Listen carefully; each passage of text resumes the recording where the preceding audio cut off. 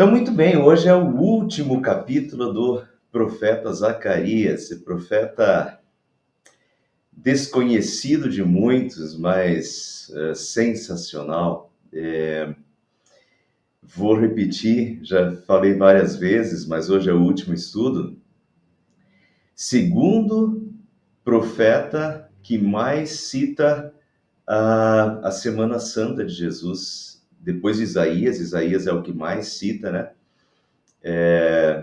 Zacarias é o segundo que mais tem profecias a respeito de Jesus e principalmente a Semana Santa de Jesus. Está ali, né? Zacarias profetiza o servo, que é Jesus, o renovo, que é Jesus. Capítulo 9. Capítulo 9 é sensacional, né? As palavras. Alegre-se muito, cidade de Sião, exulte Jerusalém, eis que o seu rei vem a você justo e vitorioso, humilde, montado num jumentinho cria de jumenta. Fabuloso. A entrada triunfal de Jesus em Jerusalém, não tem como dizer que não, né? Isso é Zacarias que eu não estou lendo Mateus, não. Novo Testamento, estou lendo Zacarias capítulo 9.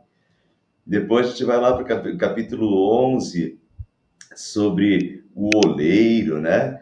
Que lance isso ao oleiro, o ótimo preço pelo qual me avaliaram, as 30 moedas de prata, a traição de Jesus, que depois foram lá, os sacerdotes foram lá e compraram o campo do oleiro com as 30 moedas de prata. Esse é Zacarias capítulo 11. Então é fabuloso, cada capítulo, por isso eu tirei tempo, né, para estudar cada um desses capítulos. E não é que é um livro fácil, é um livro com uma literatura apocalíptica. A gente viu como tem muitas conexões com o Apocalipse, hoje ainda mais. Capítulo 14 fecha com chave de ouro nessa questão. Mas como tem conexões, né, conexões com o Apocalipse, então é uma literatura apocalíptica, tem algumas coisas mais complicadas de entender, sim. Tem que ter o conhecimento histórico, por isso eu dei bastante tempo, né? A gente foi capítulo por capítulo, fui explicando os capítulos para vocês. Não sei se nos próximos estudos, no próximo livro, eu vou fazer isso de novo. Talvez eu não pegue capítulo por capítulo. Mas Zacarias, por ser uma linguagem mais densa, mais complexa, e é aí justamente que as pessoas começam a ler e param, porque elas começam a ler e não entendem. Então, eu dei atenção especial, dei tempo, eu acho que a gente tem esse tempo, né? Não tem por que a gente também ficar correndo. A gente tem esse tempo, é um tempo para estudo bíblico, então a gente tem esse tempo para a gente estudar realmente a Bíblia e destrinchar textos complicados. E foi isso que eu tentei fazer, né? Então a gente estudou capítulo por capítulo. Hoje é o último capítulo, capítulo 14, vai fechar com chave de ouro aí nessas profecias aí a respeito de Jesus, a respeito hoje principalmente do fim dos tempos. Hoje é a conexão direta com o Apocalipse capítulo 21. Vou ler o texto, do capítulo 14 inteiro primeiro e depois as explicações, tá? Vejam, o dia do Senhor virá, quando no meio de vocês os seus bens serão divididos. Reunirei todos os povos para lutarem contra Jerusalém, a cidade será conquistada, as casas saqueadas, as mulheres violentadas, metade da população será levada para o exílio, mas o restante do povo não será tirado da cidade. Depois o Senhor sairá para a guerra contra aquelas nações, como ele faz em dia de batalha. Naquele dia os seus pés estarão sobre o Monte das Oliveiras, a leste de Jerusalém, e o monte será dividido ao meio, de leste a oeste por um grande vale. Metade do monte será removido para o norte e a outra metade para o sul. Vocês fugirão pelo meu vale entre os montes, pois ele se estenderá até Azel. Fugirão como fugiram do terremoto nos dias de Uzias, rei de Judá. Então o Senhor, o meu Deus, virá com todos os seus santos. Naquele dia não haverá calor nem frio. Será um dia único, um dia que o Senhor conhece, no qual não haverá separação entre dia e noite, porque mesmo depois de anoitecer haverá claridade. Naquele dia águas correntes fluirão de Jerusalém, metade delas para o mar do leste e metade para o mar do oeste. Isso acontecerá tanto no verão como no inverno. O Senhor será rei de toda a terra. Naquele dia haverá um só Senhor e o seu nome será o único nome. A terra toda, desde Geba até Rimon, ao sul de Jerusalém, será semelhante a Arabá. Mas Jerusalém será restabelecida e permanecerá em seu lugar, desde a porta de Benjamim até o lugar da primeira porta, até a porta da esquina, e desde a torre de Ananeel até os tanques de prensar uvas do rei. Será habitada, nunca mais será destruída, Jerusalém estará segura. Esta é a praga com a qual o Senhor castigará todas as nações que lutarem contra Jerusalém. Sua carne apodrecerá enquanto estiverem ainda em pé, seus olhos apodrecerão em suas órbitas, e sua língua apodrecerá em sua boca. Naquele dia, grande confusão causada pelo Senhor dominará essas nações. Cada um atacará o que estiver ao seu lado, também Judá lutará em Jerusalém. A riqueza de todas as nações vizinhas será recolhida, grandes quantidades de ouro, prata e roupas. A mesma praga cairá sobre cavalos e mulas, camelos e burros, sobre todos os animais daquelas nações. Então os sobreviventes de todas as nações que atacaram Jerusalém subirão ano após ano para adorar o Rei, o Senhor dos Exércitos, para celebrar a festa das cabanas. Se algum dentre os povos da terra não subir a Jerusalém para adorar o rei, o Senhor dos Exércitos não virá para ele a chuva. E se os egípcios não subirem para participar, o Senhor mandará sobre eles a praga, com a qual afligirá as nações que se recusarem a subir para celebrar a festa das cabanas. Sim, essa será a punição do Egito e de todas as nações que não subirem para celebrar a festa das cabanas. Naquele dia será inscrito nas sinetas penduradas nos cavalos, separado para o Senhor. Os caldeirões do templo do Senhor serão tão sagrados quanto as bacias diante do altar. Cada panela de Jerusalém e de Judá será separada para o Senhor dos Exércitos, e todos os que vierem sacrificar pegarão panelas e cozinharão nelas. E a partir daquele dia nunca mais haverá comerciantes no templo do Senhor dos Exércitos. Bom, eu não vou explicar versículo por versículo desse texto hoje, porque senão 1 hora não seria suficiente. Esse texto é bastante denso. Esse texto está absolutamente cheio de conexões com o Novo Testamento, cheio de conexões com o Apocalipse, mas para eu fazer todas as conexões, eu levaria pelo menos 1h30, 2 horas, tá? Eu teria que ler praticamente 3, 4 capítulos de Apocalipse com vocês no estudo de hoje para explicar. Mas cada versículo desse texto aqui está bem conectado com o Apocalipse, tá bem? Mas eu vou fazer um apanhado um pouquinho geral, assim, para vocês entenderem pelo menos o geral. Primeiro, já expliquei isso praticamente desde o início do estudo de Zacarias. Isso vale também para o estudo dos outros profetas. A gente tem que ter essa ideia aqui, que o profeta, quando ele recebe a profecia, deixa eu ressaltar isso. A gente fala assim, o profeta Zacarias disse. Não é o profeta Zacarias que diz. A gente tem eu tenho esse costume, os outros pastores também têm esse costume, a gente tem esse costume de dizer, o profeta Zacarias, o profeta Isaías falou. Ele falou, mas por que ele falou? Ele falou o que ele recebeu de Deus. Ele escreve, os profetas escrevem a voz de Deus. Os profetas falam o que Deus mandou falar. Os profetas escrevem o que Deus mandou escrever. Então, essas palavras não são, na verdade, de Zacarias nem de Isaías. Essas palavras são de Deus através de Zacarias, através de Isaías. Né? Mas muito bem, então Deus dá essas palavras, Deus dá essas visões. E essas visões, elas contemplam tanto, num primeiro momento, a época do profeta, mas na mesma visão, às vezes também, Deus já dá uma profecia sobre a primeira vinda de Cristo. O capítulo 9 que eu li para vocês, o capítulo 9 mescla a época do profeta, Mas chega no capítulo 9, versículo 9, ele diz: alegre-se muito, cidade de Sião, exulte Jerusalém, eis que o seu rei vem a você, justo e vitorioso, humilde, montado num jumento, jumentinho, cria de jumento. Jesus, a entrada triunfal de Jesus em Jerusalém. Mas isso está no meio de partes também que falam sobre a época de Zacarias.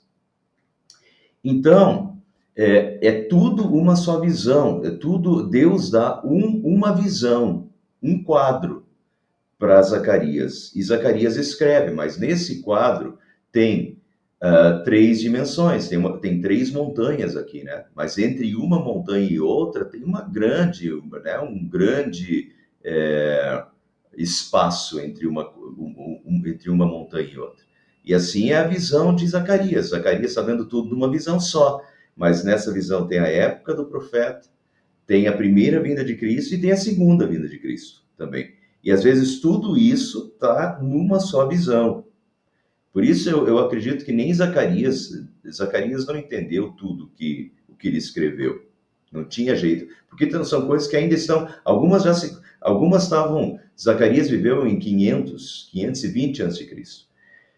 Algumas coisas estavam 520 anos na sua frente, que era a vinda de Jesus, a entrada triunfal de Jesus em Jerusalém, a morte de Jesus. Ele não entendia isso, ele escrevia o que Deus mandava escrever.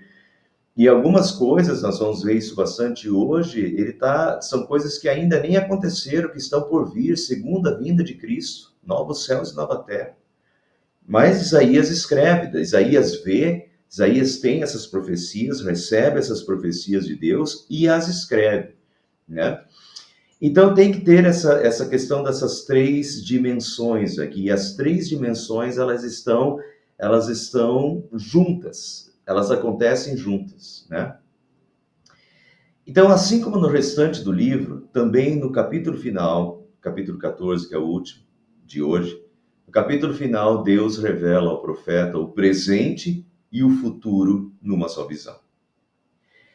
Vejam lá, vejam o dia do Senhor virá. O dia do Senhor virá. Quando no meio de vocês os seus bens serão divididos, reunirei todos os povos para lutarem contra Jerusalém. Notem que era a época do cativeiro babilônico, quando a Babilônia tinha invadido Jerusalém, queimou o templo, destruiu os muros, destruiu as casas, né? Invasão, levou o povo exilado. Então, reunirei todos os povos para lutarem contra Jerusalém, a cidade será conquistada, as casas saqueadas, as mulheres violentadas, metade da população será levada para o exílio, mas o restante do povo não será tirado da cidade. Então, ao mesmo tempo em que nós podemos ver o tempo do profeta, o cativeiro babilônico, a invasão da Babilônia, a destruição de Jerusalém, ao mesmo tempo que podemos ver o tempo do profeta e as terríveis consequências da invasão a Jerusalém pelos babilônios, né? O que os babilônios fizeram, a destruição da cidade, como Deus permitiu que os babilônios atacassem, dominassem o povo de Deus, era um castigo na época. Então, ao mesmo tempo que a gente consegue ver isso nesse texto, também é possível ver que nem todo o texto se aplica ao tempo do profeta. Naquele tempo, diz aqui, reunirei todos os povos para lutarem contra Jerusalém. Todos os povos. Mas não foram todos os povos naquela época, foi a Babilônia. Foi um povo só que lutou e derrotou o povo de Deus e levou eles para o cativeiro babilônico. Então, ao mesmo tempo, também é possível ver que nem todo o texto se aplica ao tempo do profeta. Naquele tempo não houve uma reunião de todos os povos para lutarem contra Jerusalém. Então, esse texto aqui, ao mesmo tempo que ele está falando para o tempo do profeta, tem coisas nesse texto que estão além do tempo do profeta. E Deus diz que reunirá todos os povos para lutarem. Vejam, o dia do Senhor virá. O dia do Senhor virá. Mas sabemos pelo Apocalipse que no fim dos tempos, no dia que o Senhor virá, né, no fim dos tempos, haverá uma reunião de todos os povos, reunirei todos os povos, não se aplica ao tempo de Zacarias, todos os povos, mas sabemos pelo Apocalipse que no fim dos tempos haverá uma reunião de todos os povos contra o povo de Deus. E sabemos que esse tempo que antecede a vinda de Cristo será terrível. Aqui vocês veem que foi um tempo terrível. Casas saqueadas, mulheres violentadas, metade da população levada para o exílio. Foi uma época extremamente triste e terrível para o povo.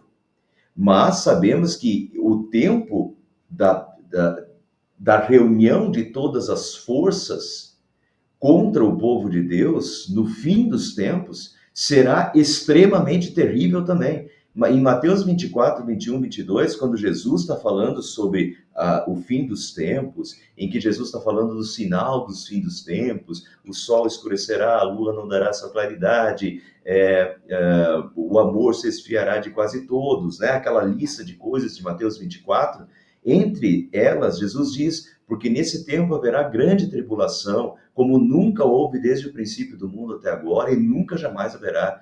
Não tivessem aqueles dias sido abreviados, ninguém seria salvo, mas por causa dos escolhidos, tais dias serão abreviados, os dias serão abreviados, mas nunca houve nesse tempo, nesse tempo do fim, Jesus está falando do fim dos tempos, Mateus 24, 25, nesse tempo haverá grande tribulação, como nunca houve desde o princípio do mundo até agora e nunca jamais haverá.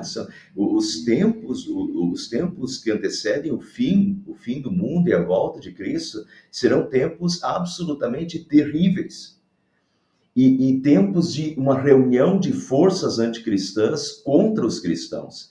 E então vai ser um tempo de grande perseguição aos cristãos. E se Deus diz aqui, guardem isso porque a gente já vai ver um texto de Apocalipse que isso aqui vai ser importante. Não tivessem aqueles dias sido abreviados, ninguém seria salvo. Mas por causa dos escolhidos, tais dias serão abreviados. Deus vai abreviar os dias por causa dos escolhidos. Vejam Apocalipse 13, 5, 10 agora, que é o fim, já o fim dos tempos. E o que acontecerá?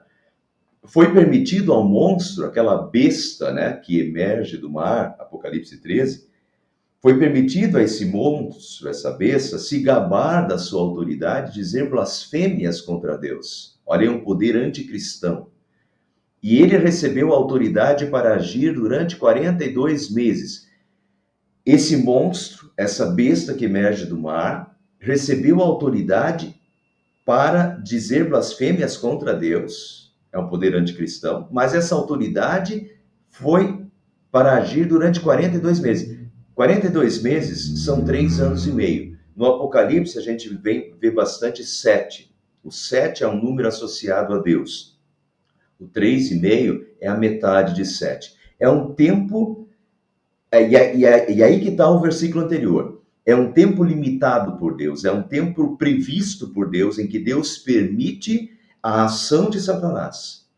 Mas ele recebeu autoridade para agir durante 42 meses. É um tempo limitado, 3 anos e meio. Não é literal, tá, pessoal? Nenhum número do Apocalipse é literal. Então, aqui são 42 meses, que é equivalente a 3 anos e meio, metade de 7, quer dizer, é um tempo limitado por Deus. Que tempo limitado por Deus? Se a gente faz o cruzamento das informações, não tivessem aqueles dias sido abreviados, ninguém seria salvo. Mas por causa dos escolhidos, tais dias serão abreviados. Deus fixa um tempo. Deus fixa um tempo para a ação de Satanás no fim dos tempos. 42 meses, não literais, tá? Um tempo.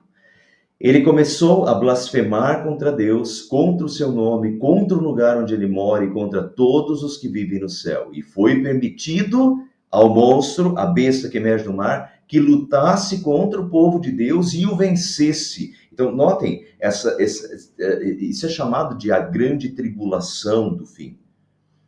No fim dos tempos, o poder de Satanás vai ser conferido, né, a essa besta que vai agir em seu nome e vai lutar contra o povo de Deus e vencer o povo de Deus. Por isso, para o povo de Deus, será um tempo de tribulação, de grande tribulação. E também recebeu autoridade sobre todas as tribos, nações, línguas e raças. Recebeu autoridade sobre todas as nações, tribos, línguas e raças. Notem lá o que o nosso texto dizia. reunirei todos os povos para lutarem contra Jerusalém.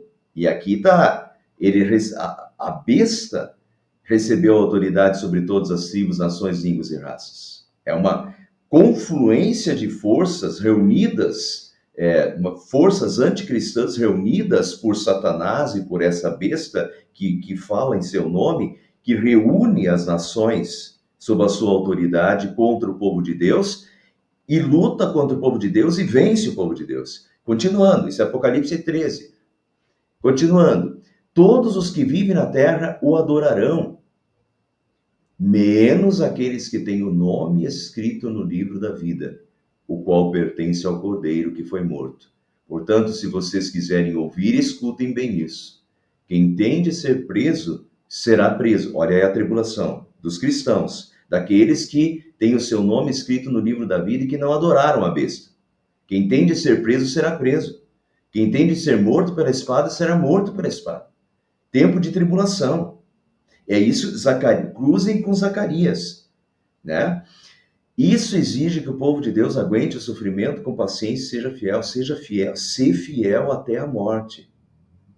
E você pode morrer, como João estava preso na ilha de Patmos por causa da sua fé. E no fim dos tempos, nós teremos de ser fiéis até a morte, porque nós vamos ser ameaçados de morte. Isso já está acontecendo em muitos lugares do planeta aí, né?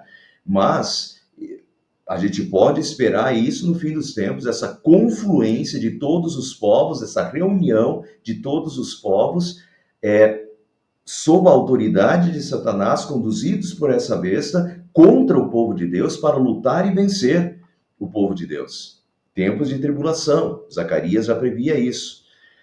Apocalipse 20 diz, quando, porém, se completarem os 1000 anos também não é um tempo literal, é o tempo entre a primeira vinda e a segunda vinda de Cristo, né? Então não é 1000 anos é o tempo completo entre a primeira e a segunda vinda de Cristo. Quando, porém, se completarem esses 1000 anos, esse tempo, portanto, é um tempo em que está chegando o tempo da segunda vinda de Cristo, quando se completarem os 1000 anos, Satanás será solto da sua prisão e sairá para enganar as nações que estão nos 4 cantos da terra. Portanto, olha, os 4 cantos da terra, todos os povos, há uma reunião, Zacarias capítulo 14, uma reunião de todos os povos, sairá para enganar as nações que estão nos 4 cantos da terra, a fim de reuni-las para a batalha. O número dessas é como a areia do mar, portanto, como areia do mar, de todas as nações, uma confluência anticristã, marcharam então pela superfície da terra e cercaram o acampamento dos santos e a cidade amada, Jerusalém, né? Então vejam essa confluência aqui. Apocalipse 16, então vi 3 espíritos imundos que saíam da boca do dragão, da boca do monstro e da boca do falso profeta. Eles são espíritos maus que fazem milagres, mas parecem milagres e são coisas sobrenaturais, mas não vêm de Deus, vêm de Satanás. Esses 3 espíritos vão aos reis do mundo inteiro, Zacarias 14, a fim de os ajuntar para a batalha do grande dia de Deus. Depois os espíritos ajuntaram os reis do lugar que em hebraico é chamado de Armagedon. Portanto, notem de novo, Zacarias 14 fala desse ajuntamento dos reinos de toda a terra contra Jerusalém. Mas isso não aconteceu na época de Zacarias. Isso daí é profecia, e aqui nós vemos claramente isso em Apocalipse. Isso é profecia sobre o dia do Senhor, começa o capítulo 14 de Zacarias. O dia do Senhor virá. E o dia do Senhor virá, daí é fim dos tempos. E no fim dos tempos, essa confluência de todos os povos e todas as nações reunidas sob o poder de Satanás, aqueles que não estão a serviço de Deus, que não adoram a Deus e agora, né, estão a serviço de Satanás, se reúnem para a batalha do grande dia de Deus. Se ajuntam os reis no lugar que em hebraico é chamado de Armagedon. E o que acontece? Né? E agora? Zacarias, então vejam lá. Os reis de toda a terra se juntam para a batalha do grande dia, se juntam no Armagedon contra a cidade santa. Olha aqui, cercam o acampamento dos santos e a cidade amada, certo? E agora? Zacarias capítulo 14 diz: depois o Senhor sairá para a guerra contra aquelas nações, como ele faz em dia de batalha. Muito bem, então Deus permite que durante um tempo Satanás seja solto, reúna as nações e os reis de toda a terra, cercando o povo de Deus. Mas, o que acontece agora? Agora o Senhor sairá para a peleja.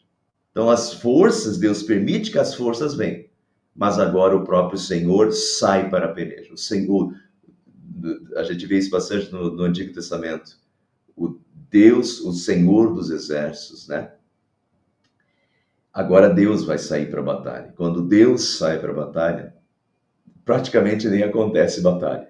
A vitória é fulminante. Então agora Zacarias diz que quando esses reis de todas as terras se reúnem contra o povo de Deus, no Armagedon, o Senhor sairá para a guerra contra aquelas nações, como ele faz em dia de batalha. E daí agora vamos para Apocalipse.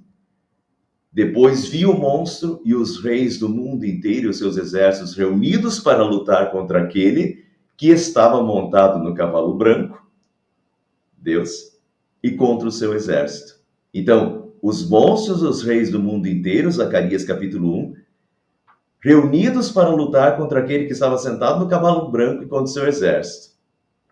O monstro foi feito prisioneiro, junto com o falso profeta. O monstro e o falso profeta foram jogados vivos no lago de fogo, que queima com enxofre. Os seus exércitos foram mortos pela espada que saía da boca daquele que estava montado no cavalo branco. Pessoal, não tem nem guerra no Apocalipse. Porque quando Deus, Zacarias, depois o Senhor sairá para a guerra. E quando o Senhor vem, e quando o Senhor entra na guerra, termina a guerra, termina a batalha e eles simplesmente são derrotados. O monstro foi feito prisioneiro junto com o falso profeta. O monstro e o falso profeta foram jogados vivos no lago de fogo que queima com enxofre. E os seus exércitos foram mortos pela espada que saía da boca daquele que saía da boca daquele que estava sentado no cavalo branco, ou seja, de Deus. Quando Deus entra na batalha, o Senhor dos exércitos entra na batalha, não tem nem batalha, né? Porque Deus vence. Tem um outro texto que diz que veio fogo do céu e exterminou. E então Deus não teve nem batalha, né? Por isso o Apocalipse termina com a vitória de Deus. Tempos difíceis virão. Isso é claro no Apocalipse. Durante um tempo, 42 meses, não literais, simbolicamente, um tempo limitado, Deus permite que Satanás seja solto para seduzir as nações, aqueles que não têm o seu nome no livro da vida, como diz Apocalipse, aqueles que não creram em Deus, serão reunidos, se reunirão contra o povo de Deus, exercerão pressão, aquele que tiver que ser morto será morto, como nós já lemos, né? Então haverá um tempo de perseguição muito grande, mas chega um momento em que Deus vem, e quando Deus vem e Deus entra na batalha, a batalha termina e Deus é vitorioso. A vitória de Deus, a derrota de Satanás, o monstro e o falso profeta foram jogados vivos no lago de fogo e os seus exércitos foram mortos à espada. A vitória é de Deus, a vitória é de Deus e a vitória é do povo de Deus. Zacarias capítulo 14, versículo 15, 5, continua dizendo: então o Senhor, o meu Deus, virá com todos os seus santos. Veja como diz 1 Tessalonicenses 4, pois se cremos que Jesus morreu e ressuscitou, assim também Deus, mediante Jesus, trará na companhia deles os que dormem. Quem são os que dormem? Aqueles que já morreram crendo em Jesus, e que Jesus diz: hoje mesmo estarás comigo no paraíso. Quando aqueles que creram em Jesus, que têm o seu nome escrito no livro da vida do Cordeiro, né? Porque tem os seus pecados perdoados. Quando nós que cremos em Jesus morremos, Jesus diz: hoje mesmo estarás comigo no paraíso. Estão no paraíso e virão com o Senhor. Os santos, esses são os santos, né? Os que morreram crendo no Senhor. Os santos virão com o Senhor. Então o Senhor, o meu Deus, virá com todos os seus santos. Deus, mediante Jesus, trará na companhia dele os que dormem. Né? Veja como as coisas se completam. Zacarias 14 diz: naquele dia não haverá calor nem frio. Será um dia único, um dia que o Senhor conhece, no qual não haverá separação entre dia e noite, porque mesmo depois de anoitecer haverá claridade. Pode parecer um pouquinho confuso e como é que vai ser isso? Mas vejam como Apocalipse 21, que fala sobre a Jerusalém celeste, sobre os novos céus e nova terra. Olha o que Apocalipse 21, 23 diz.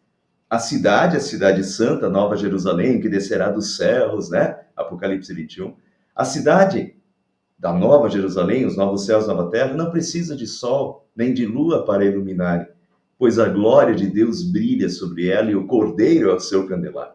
E eu só coloquei uma passagem, mas isso é repetido 3 vezes, que não tem noite, que não há noite, né? Será um dia único, diz Zacarias, um dia que o Senhor conhece, no qual não haverá separação entre dia e noite. E Apocalipse diz: a cidade não precisa de sol nem de lua, dia e noite, para iluminarem. Pois mesmo depois de anoitecer haverá claridade, Zacarias 14. Pois o cordeiro é o seu, pois a glória de Deus brilha sobre ela e o cordeiro é o seu candelabro. Por isso, depois de anoitecer haverá claridade, porque o cordeiro é o seu candelabro e a glória do Senhor brilha sobre ela. Novos céus, nova terra. Zacarias 14 é correspondente a Apocalipse 21. É sensacional, é um profeta sensacional, mas é fim dos tempos. Fim dos tempos e início do tempo eterno, dos novos céus e da nova terra.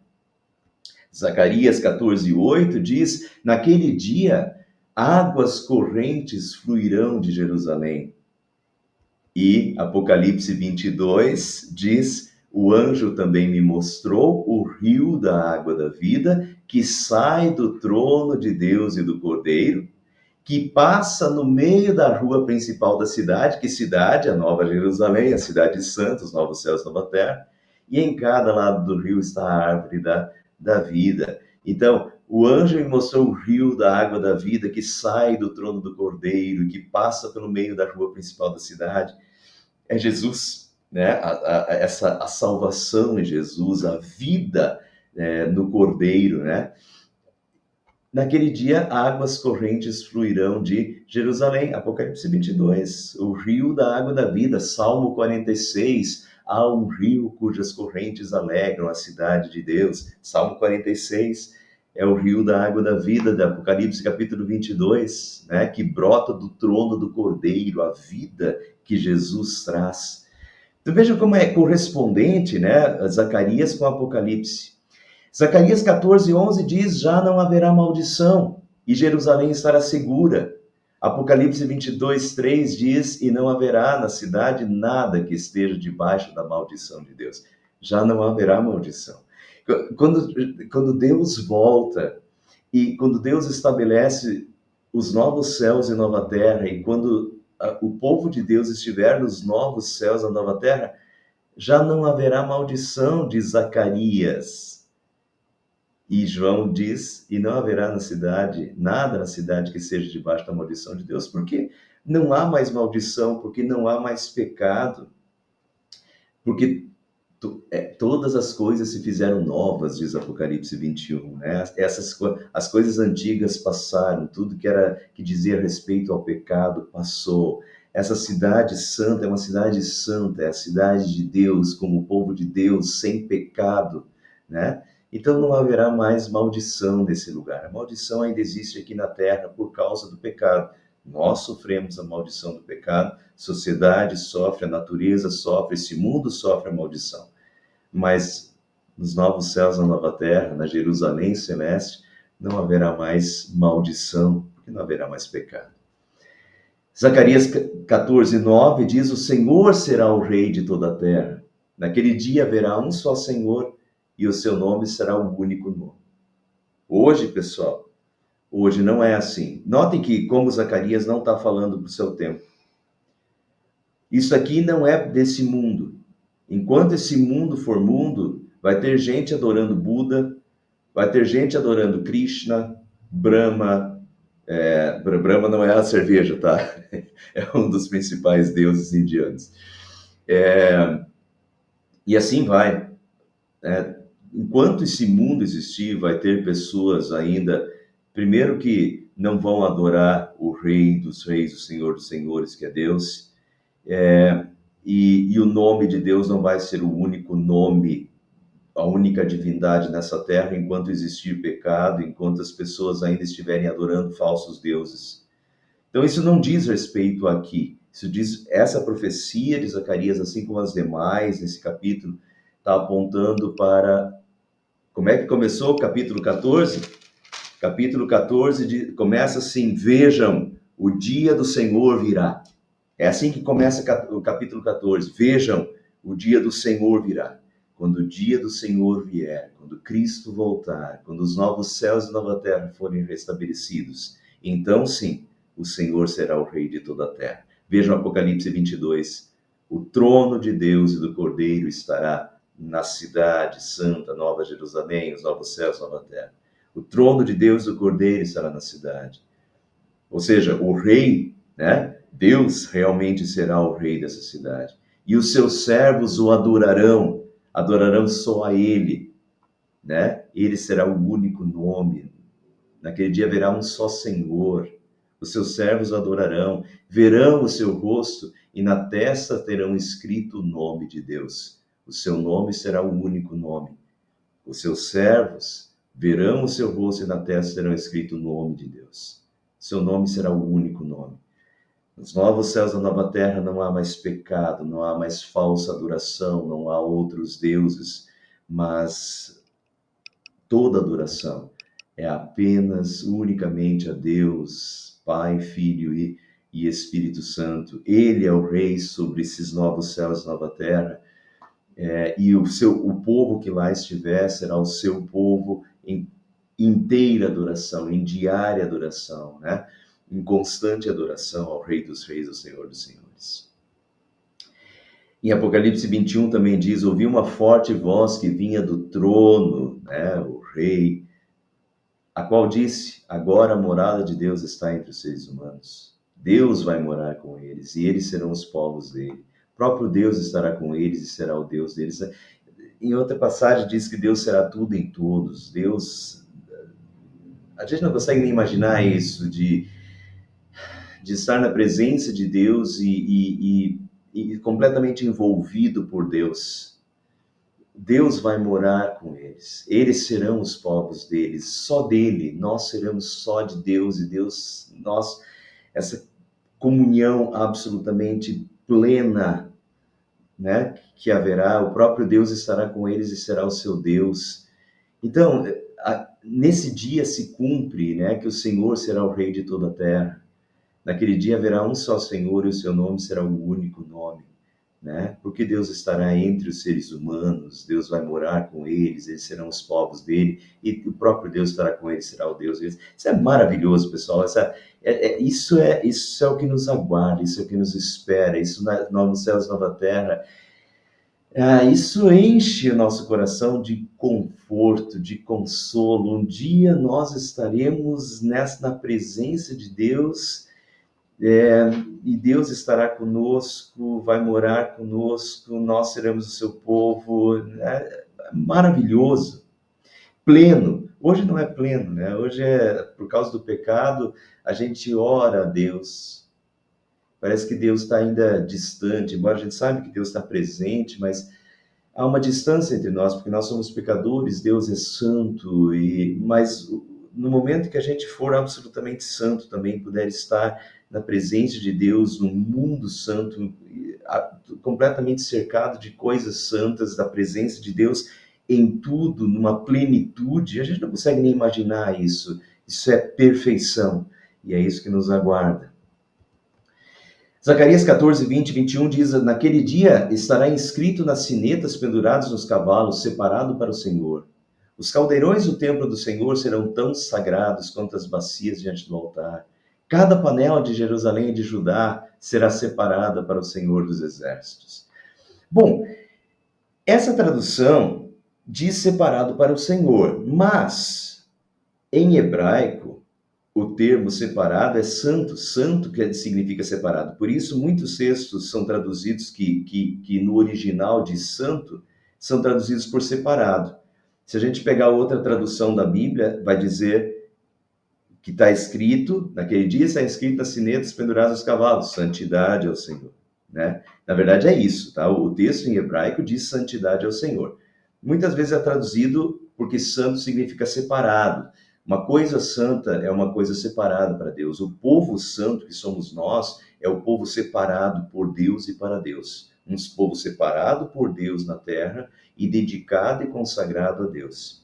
E assim, no culto do Antigo Testamento, no tabernáculo tinha muitos objetos, objetos santos. Os objetos santos eram objetos feitos para o culto e consagrados a Deus, separados. Eles não podiam ser usados para outra coisa. Por exemplo, a gente não pegaria, hoje em dia a gente ainda tem, de certa forma, objetos separados, santos, separados para o culto a Deus. A gente não vai pegar a pia batismal e vai levar lá no meio da rua e sair lavando os pés das pessoas, né? E a gente também não vai usar a pia batismal para lavar as mãos sujas. Entende que é um objeto separado para o culto a Deus, consagrado para Deus. E até a gente tem que ter respeito pelas coisas dentro do templo. Assim como no Antigo Testamento essas coisas eram santas e separadas para Deus, hoje em dia nós temos coisas separadas por Deus e para o culto a Deus ainda, né? Isso deveria ser um pouquinho mais observado também. Mas então, o que diz aqui? Os caldeirões do templo do Senhor serão tão sagrados quanto as bacias diante do altar. Cada panela de Jerusalém e de Judá será separada para o Senhor dos Exércitos. Os cavalos serão escritos separados. Ou seja, tudo, todas as coisas. Agora, todas as coisas aqui na cidade, não é mais só dentro do templo agora. Todos os caldeirões, as bacias, as panelas que no Antigo Testamento eram usados lá no tabernáculo, né, para as bacias para juntar o sangue dos cordeiros. Então tinha todos os rituais, né? Mas o que está dizendo aqui agora nessa profecia é que no futuro todos esses objetos, não só do templo, mas de todos os lugares, serão separados, serão santos para Deus. Por quê? Porque é uma nova realidade de absoluta santidade em que nada mais não é santo. Não tem mais distinção entre o que é santo e o que não é santo, entre o que é separado e não é separado. Essa distinção, ela acontece aqui nesse mundo ainda, mas não nos novos céus e nova terra, porque no novos céus e nova terra, tudo, em todos os lugares, será santo. Mas, deixa eu voltar lá, porque isso aqui é interessante. Naquele dia estará inscrito nas sinetas pendurados aos cavalos, separados para o Senhor. Separado para o Senhor, ou santidade ao Senhor. Vejam que em Êxodo, Arão, o sacerdote, Deus mandou, faça também uma lâmina de ouro puro e grave nela as seguintes palavras: santidade ao Senhor. Então, uma lâmina de ouro puro e gravar nessa lâmina de ouro puro santidade ao Senhor. Amar essa lâmina na mitra. A mitra, já viram aquelas sacerdotes católicos, o Papa, os bispos, né? aquele chapéu, né? Aquilo é a mitra. Então, Arão também tinha uma mitra, amarre essa lâmina na mitra, bem na frente da mitra estará, bem na frente da mitra, e estará sobre a testa de Arão. Então, bem na frente da mitra, na altura da testa. Essa lâmina sempre estará sobre a testa de Arão, para que eles sejam aceitos diante do Senhor. Para que o povo pecador seja aceito diante do Senhor, né? Deus mandou fazer essa lâmina, né? Que ia na mitra, na testa de Arão, escrito santidade ao Senhor. Por quê? Porque o povo ainda era pecador. Então Deus manda colocar isso na testa de Arão. Mas em Zacarias, naquele dia será escrito nas sinetas penduradas os cavalos. Enquanto em Arão estava só no sumo sacerdote, na testa do sumo sacerdote, santidade, em Zacarias aparece até no cavalo. E todas as panelas são santas, os cavalos são santos, e tudo é santo, porque é uma nova realidade. É uma realidade de novos céus e nova terra. Essa é a questão. E daí vejam aqui, então, essa questão de na testa de Arão estava gravado santidade ao Senhor. Veja Apocalipse 22. E não haverá na cidade, nessa cidade santa, Nova Jerusalém, não haverá nada que esteja debaixo da maldição de Deus. O trono de Deus e do Cordeiro estará na cidade, e os seus servos o adorarão. Verão o seu rosto. Nós veremos o rosto de Deus, pessoal. O que aqui no mundo é impossível por causa do pecado, né? No Antigo Testamento está proibido olhar para Deus, porque quem olhasse para Deus seria fulminado por causa dos seus pecados. Mas veja essa nova realidade, novos céus e nova terra, verão o seu rosto, e na testa terão escrito o nome de Deus.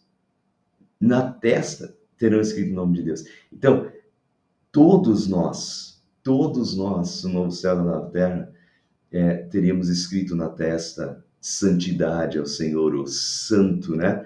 O nome, teríamos escrito o nome de Deus e santidade a Deus. Não quer dizer que a gente vai ter plaquinha na testa no novo céu e nova terra, né? Mas quer dizer que nós seremos completamente santos e serviremos ao Senhor completamente e na testa, né? Ou seja, de todo o entendimento, toda a nossa razão, todo o nosso entendimento será única e exclusivamente de louvor a Deus e para Deus, porque aqui na Terra nós somos egoístas, nós somos egocêntricos, nós temos pecado e por isso a gente não busca, não é venha o teu reino, mas é venha o meu reino, não é seja feita a tua vontade, mas é seja feita a minha vontade, porque aqui na Terra nós somos pecadores ainda. Não está escrito na nossa testa ainda santidade ao Senhor. A gente busca essa santidade, mas a gente não é plenamente santo ainda nesse sentido. Mas essa é a nova realidade. Será a realidade na cidade santa, nos novos céus e nova terra, né? Quando nós estivermos lá, né, na nossa testa estará escrito o nome de Deus, e nós estaremos completamente santos, assim como tudo o que estiver no novo céu e nova terra, tudo será santo, todo o ambiente é santo. Por isso que ele fala lá em Zacarias, as panelas serão santas, os cavalos serão santos, os caldeirões serão santos.